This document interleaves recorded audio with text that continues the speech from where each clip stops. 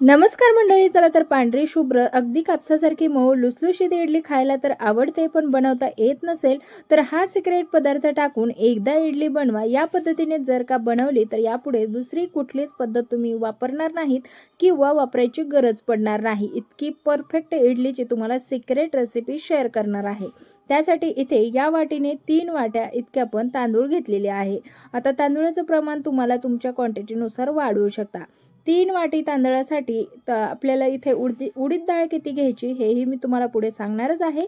पण त्या अगोदर आपल्याला हे तांदूळ स्वच्छ असे धुवून घ्यायचे आहे. तर तांदूळ ना हाताने चोळून 2 ते 3 पाण्याने आपण स्वच्छ असे धुवून घेणार आहोत. तांदूळ सुरुवातीलाच आपण पाणी टाकतो तेव्हाच चोळायचे आहे व्यवस्थित, कारण नंतर जेव्हा आपण नेक्स्ट टाइम धुवायला घेतो तेव्हा तांदूळ बऱ्यापैकी पाणी अब्जॉर्ब केलेलं असतं, त्यामुळे तांदळाचा भुगा होतो. त्यामुळे आता चांगले तांदूळ चोळून निघलेलं खराब पाणी काढून टाकलं. तसेच 2 ते 3 पाण्याने स्वच्छ असे तांदूळ धुवून घेतले. तर इथे पाहू शकता शेवटून आपण यामध्ये आता भिजण्यासाठी पाणी घालून घेतलं. तसंच 1 चमचा हा सिक्रेट पदार्थ आपण यामध्ये ॲड करतोय. आता सिक्रेट पदार्थ काय आहे तर 1 चमचा आपण इथे मेथी दाणे घालून घेतलेले आहे. मेथी दाण्यामुळे आपली इडली अगदी मऊ लुसलुशीत कापसासारखी तर होतेच, त्याचबरोबर आपलं इडलीचं पीठ जे आहे ते जाळी पडण्यास आपल्याला ह्या मेथी दाण्यांमुळे मदत होते. त्यामुळे मेथी दाणे खरंच इडली बनवत असताना तांदूळ भिजत घालतानाच इडलीमध्ये हे मेथी दाणे अवश्य घालायचे आहे. त्यामुळे तुमची इडली अजिबातच फसणार नाही. आता तांदूळ भिजत घालून झाले की लगेचच आपल्याला लागणार आहे 1 वाटी उडीद डाळ.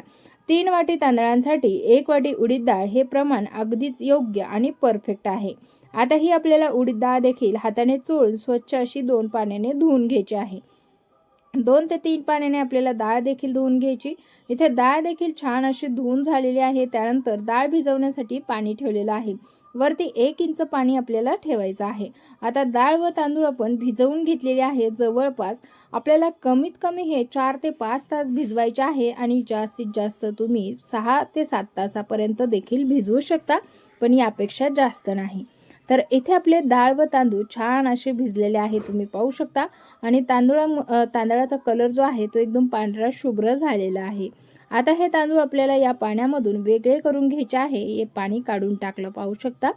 तर आता आपल्याला हे तांदूळ असे करून घेतलेले आहे. यामधलं पाणी वेगळं करून घेतलेलं आहे. तसंच डाळीमधलं पाणी देखील आपल्याला वेगळं करून घ्यायचं आहे. डाळ देखील छान फुलल्या गेलेली आहे, तशीच भिजल्या गेली. आता डाळीमधलंही पाणी काढून झालं की आपल्याला डाळ व तांदूळ एकत्रित मिक्स करायचे आहे. उडीद डाळ मिक्सरला वाटण्यासाठी फार वेळ लागतो आणि व्यवस्थित वाटला जात नाही, म्हणून आपण डाळ व तांदूळ एकत्रित करून घेणार आहोत. आणि आता हे डाळ तांदूळ मिक्सरला वाटून घेऊया. तर आता अगोदरच आपण हे खालीच व्यवस्थित असं डाळ व तांदूळ मिक्स करून घेणार आहोत.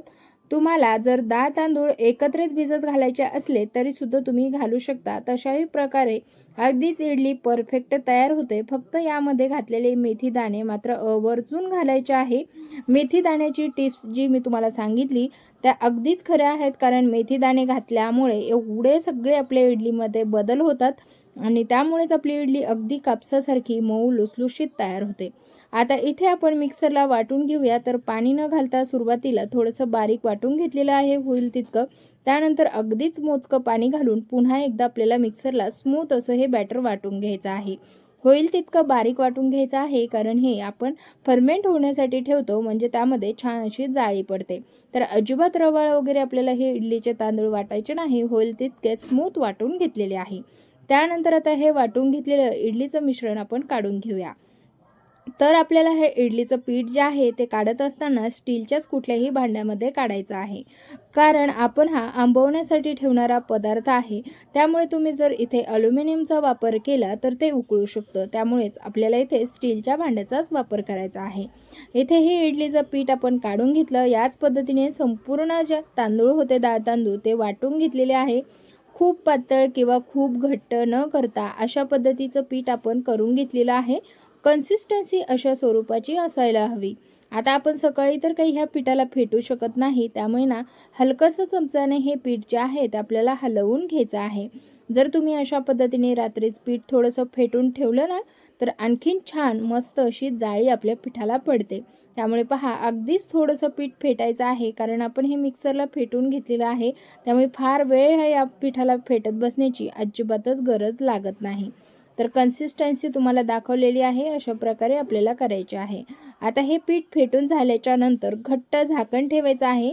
यावरती उबदार कपडा टाकून उबदार ठिकाणी आपल्याला हे भांडं रात्रभर ठेवायचं आहे. म्हणजेच काय होतं, व्यवस्थित पीठ फर्मेंट होतं.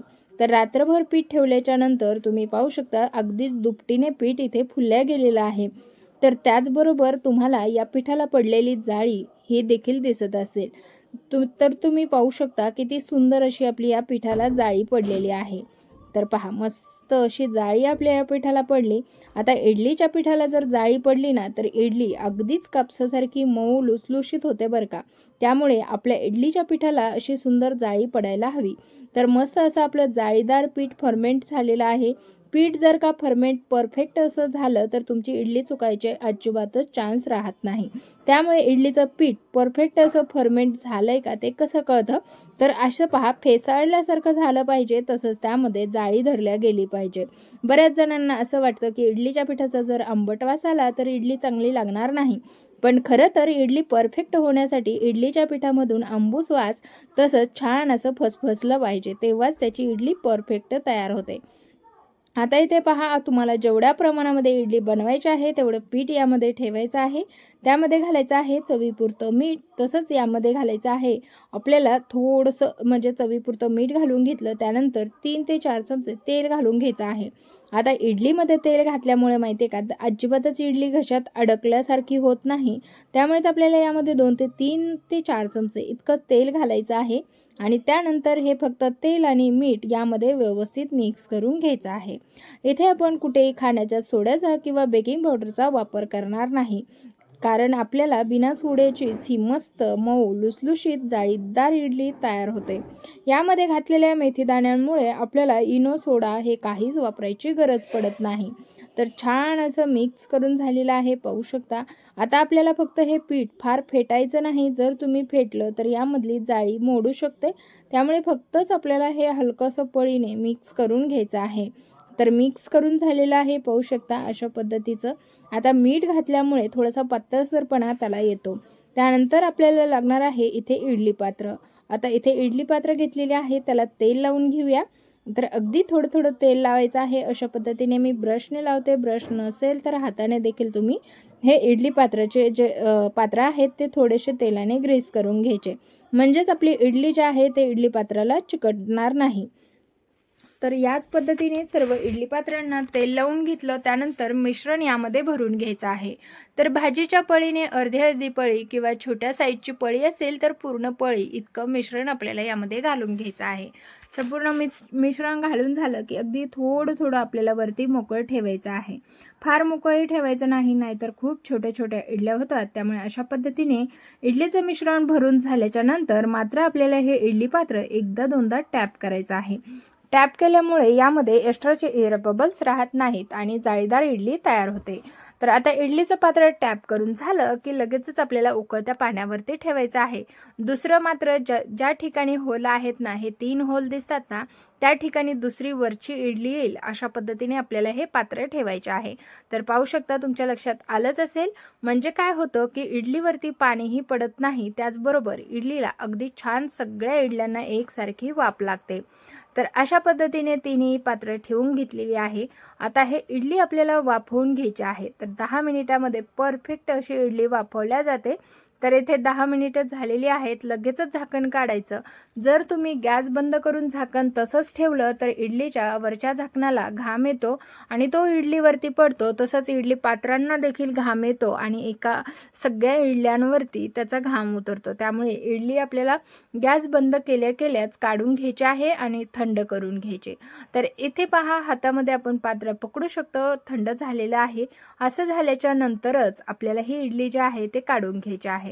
तर इडली काढायला अतिशय सोपी आहे आणि झालेली सुद्धा मस्त आहे. आता जाळी तुम्हाला वरून तर दिसतच असेल, पण पाठीमागून दाखवते.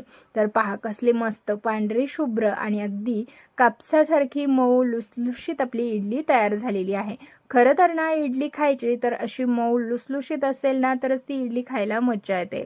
तर मस्त एकदम जाळीदार अशी आपली इडली तयार झालेली आहे. तर पहा, संपूर्ण इडल्या इथे काढून घेतल्या. आता इडल्या तर तयार झाल्या. आता आपण बनवतोय स्पॉन्ज डोसा. त्यासाठी इथे ना तवा ठेवलेला आहे. तव्यावरती थोडंसं तेल लावून घेऊया.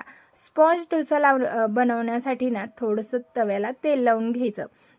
जर तुम्ही इथे पेपर डोसा बनवणार असाल तर मात्र मग तेल लावून पाण्याचा शिंतोडा मारून तवा पुसून घ्यायचा आणि त्यानंतर पेपर डोसा टाकायचा. पण इथे आपण बनवतोय स्पॉन्ज डोसा, त्यामुळे ना तुम्हाला यावरती अजिबातच म्हणजे हे करायचं नाही, पाणी मारायचं नाही. आहे असा हा स्पॉन्ज डोसा टाकून घ्यायचा आहे आणि यावरती झाकण ठेवूया आणि छान यामधून मस्त अशी जाळी पडेपर्यंत असंच ठेवायचं आहे. त्यानंतर यावरचं झाकण काढून घेऊया. तर पाहू शकता मस्त स्पॉन्ज डोसा देखील तयार झाला. तुम्हाला रेसिपी कशी वाटली कमेंट करून नक्की सांगा.